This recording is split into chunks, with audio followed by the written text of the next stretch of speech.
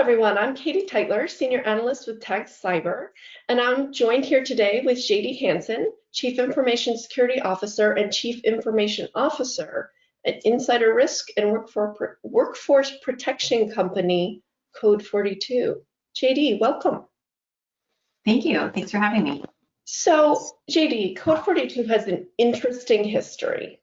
The company was founded in 2001 as a custom software development company and evolved over the years to offer file protection and backup systems. Today, Code42 describes itself as an insider risk SaaS platform.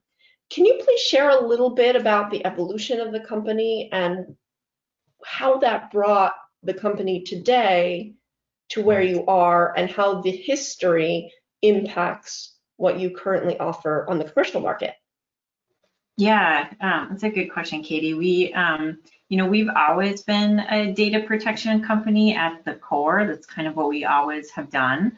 So in the simplest form, we have an agent. It's deployed via a Mac, a Windows, or a Linux endpoint, and we're monitoring all file movement on the device and all file movement to and from cloud platforms. So what we're looking for and what we're watching for is any file exfiltration, and then what we want to do is alert the insider threat or the security team to this particular activity. Our evolution, we've taken note over the past few years, this sort of massive shift to cloud technologies, cloud sharing platforms, and we very much know that this data needs to be protected, and we need to figure out a way to design a product to protect this data, no matter if it's on the endpoint or what cloud location it lives in. We also saw a very drastic increase in turnover of just the overall United States workforce, and we also saw an increase in mobility of workforce. So I'll talk a little bit about both of those. First on the turnover. So there's all sorts of stats around turnover. 50% of the US labor force is actively looking for a job, as reported by Gallup, which is a terrifying stat when I think about my own team. And 40 million people actually turned over in 1 year's time. And what we know is that when people leave companies, they take data with them. And so we wanted to make sure that we're looking at that trend in the market, and we're designing a product that can help security teams protect this data when people leave. On the point about mobility, certainly before COVID, people started working from different places, but now during COVID, everyone is working remote. And when we have a workforce that's completely remote, we have to figure out different ways to protect our data. The really great thing about what we're doing at Code42, our product was absolutely designed for this. We have that agent sitting on the endpoint. It's local to the endpoint. It's looking at all data movement. And so whether or not the device is connected to your office network or if it's connected to your home network, it doesn't matter. We see it all. Also, if the device is online or if it's completely turned off, our collector has been there, sitting there, capturing all the data movement. And so at any point in time, the analyst can kind of dig in and understand what data has moved out of the organization's controls, just based on the technology that we have put in place so far. So, as you think about like data risks, as they manifest in the security organization, as risk to data manifests across the organization, our customers need some sort of change in order to, need some sort of change and approach to protect this. And we've actually, at Code42, we've evolved really nicely to meet the needs of the security customer today. So that's really interesting, and thank you for that overview. I want to go back a little bit. You mentioned that 50% statistic, 50% of employees looking, so that's scary enough. But if you look at the security space, I haven't looked up any stats, but I would bet it's even higher, the number of people who are looking or who are being sought after by recruiters, given that we're a zero unemployment market. So that must also impact how companies are able to deal with it. If we know that employees are leaving and taking data, whether on purpose or inadvertently or whatever, now we have a higher leave rate or risk of leave rate in security. So that ratchets up the risk. Yeah, I mean, I think the security team needs those like consistent tools and tech and programs that have been in place as foundational, regardless of who is the security analyst kind of behind the screen. Because to your point, Katie, like the security jobs are at even a higher turnover than overall industry. Yeah, it's a little scary to think about, and that's why things like automation and machine learning are becoming so important. So talk to us a little, you gave us a little flavor of the platform, but talk to us a little bit more about Insider, and those of you watching, it's INCYDR, so a nice little cute twist there on the insider risk. How is it different? How and if does it incorporate any of that automation, make an analyst's life easier, help protect files and collaboration tools? Yeah, the product is Insider, INCYDR. It's very cool to spell things wrong in 2020, so that's really fun. The market around insider risk is a huge market, and it's a big problem for security practitioners. We're learning about this problem a little bit more publicly now than we have in the past, with breaches that happened at Twitter or Shopify that came directly from insiders. And so I think some of these breaches are even amplifying the risk that we have in this space.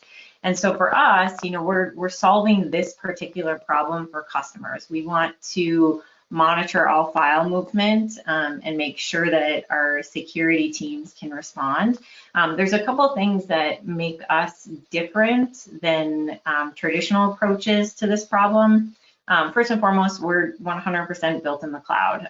Cloud offering, we're probably one of the only security technologies that's made specific for insider threat and insider risk that is built with a SaaS offering. So that's one way that we're different. The second is we're going to cover all of your endpoints. So, unlike solutions that maybe Microsoft offers just for Microsoft endpoints, we are covering Mac, we're covering Linux, we're covering Windows. We want to make sure that you have a universal solution that covers all operating systems.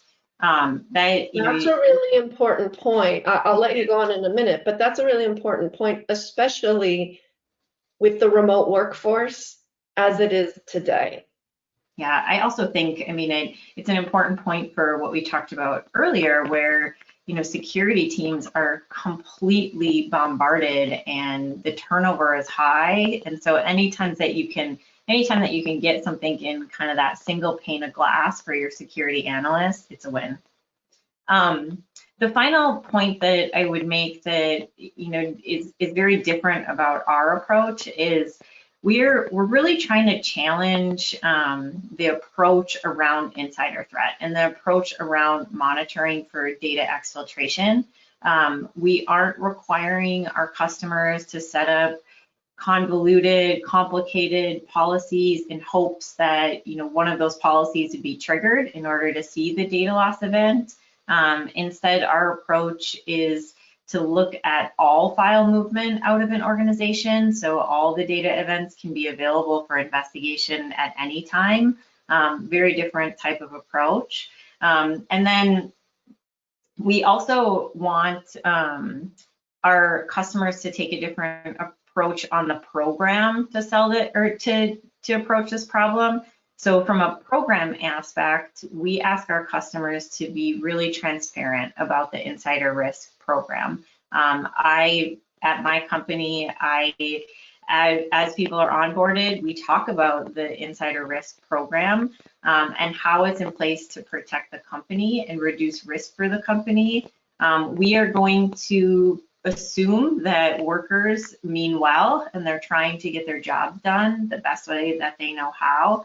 But we also want the worker to know that, you know, we have to monitor all file movement in order to protect the company. The second kind of program approach that's a little bit different is we're focused on continuing to enable the organization to do what they need to do. We want to make sure that we have visibility to all data, but we're not blocking data from being shared in a certain way. It's sort of like the detect and train rather the block and stop productivity of the organization. So it's a little bit of a next-gen data protection and a little bit of security awareness training. It is, yeah. I mean, it's different in the sense of a lot of the security tools that I have within my team.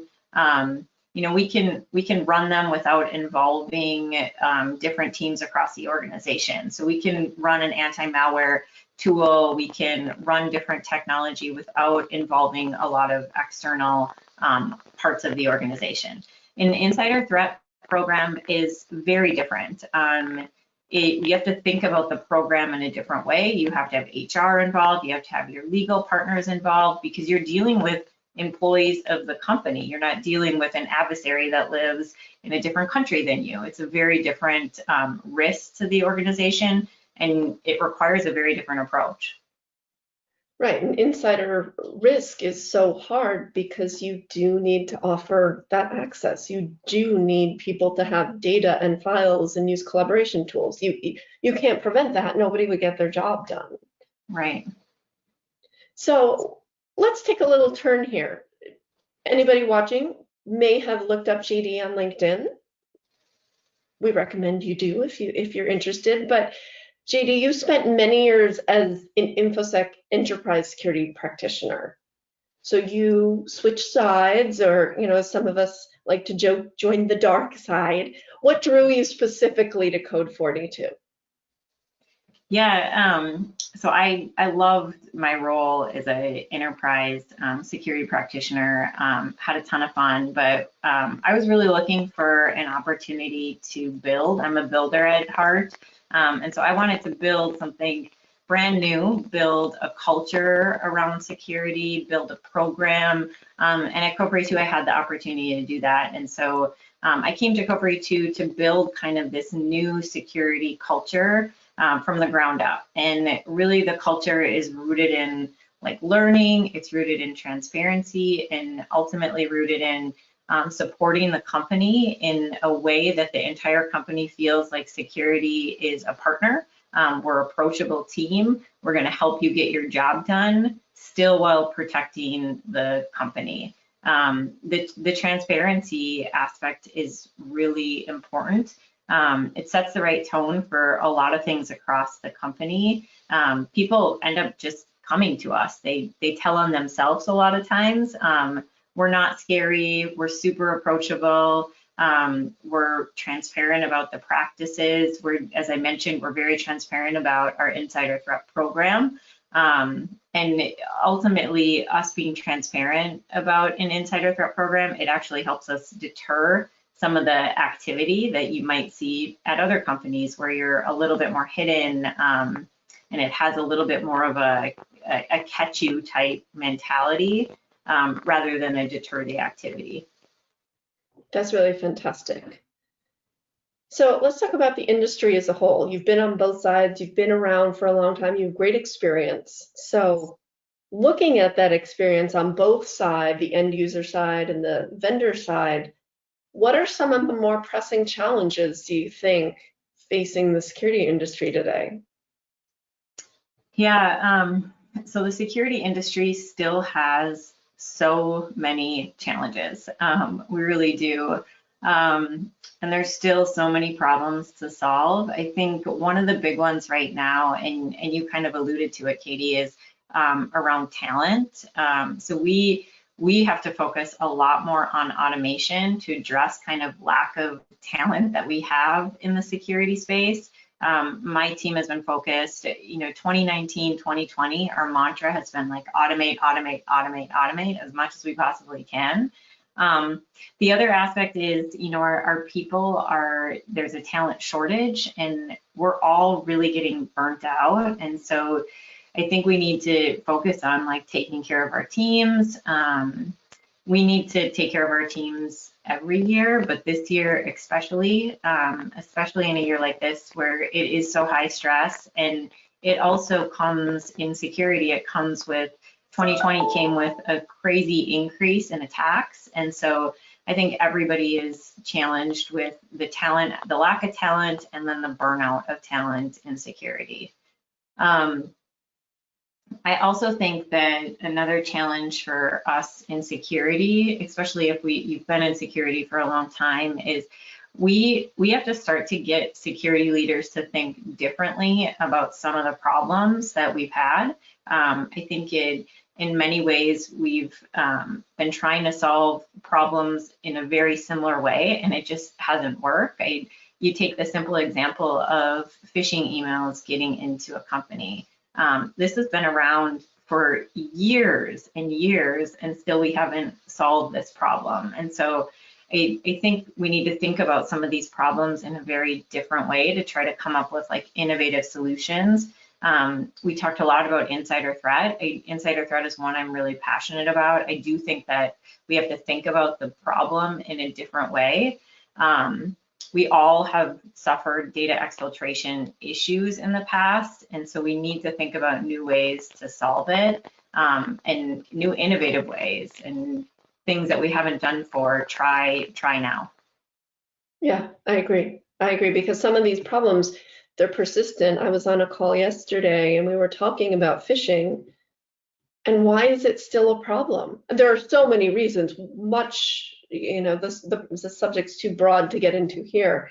But it continues to be a problem, and so obviously we need a different outside-in approach. But enough doom and gloom. We have plenty of that. Where do you think the industry is doing especially well? What are the highlights? Yeah, even though we do have lots of problems still left to solve, we are, the security community is doing well in a couple of categories. One, I think the input of the CISO and the security organization is being heard at a level it probably has never been heard before. CISOs are getting pulled into board level conversations much more frequently than they have in the past. I update our board regularly on security issues. There was a report in Gartner that talked about from 2016 to now, it's been a 40% increase in the number of security briefings that boards have done. And so that's all good signs. Like the security is being thought of as an important component, even at the board level. And so that's all great news for us that it's getting the right attention. The other thing that I would say we're doing really well is the security community is a very tight-knit, incredibly strong community. I value that so much. I have so many peers that I can go to for questions or concerns, and we're very good about like sharing our knowledge back and forth on what's worked, what didn't, how is this working? Because at the end of the day, we, regardless of what company we're working for, we're all kind of fighting the same battles, and we've done a really nice job as a community, kind of building each other up and sharing our knowledge. I agree with all of those points. I think they're great.